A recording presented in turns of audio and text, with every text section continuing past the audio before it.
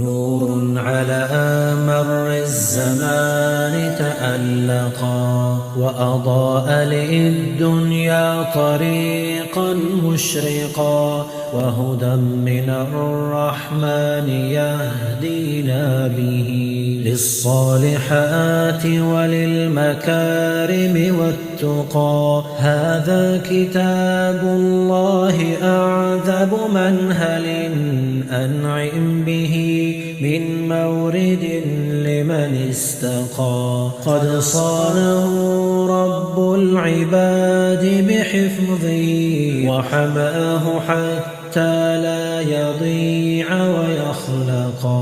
طوبى لمن حفظ الكتاب بصدره فبدا وضيئا كالنجوم تألقا وتمثل القرآن في أخلاقه وفعاله فيه الفؤاد تعلقا وتلاه في جنح الدجى متدبرا والدمع من بين الجفون ترقرقا.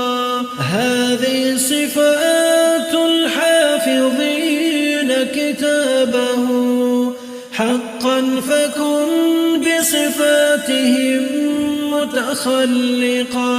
يا حافظ القرآن رتل آيه فالكل أنصت للتلاوة مطرقا.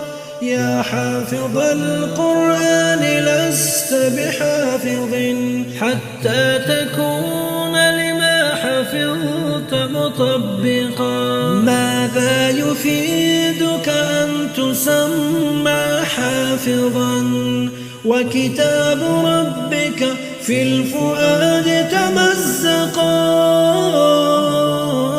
يا أمة القرآن حبل نجاتنا فتمسكي بعراه كي لا نغرقا. ولتجمعي حول الكتاب شتاتنا حتى نزيل تناحرا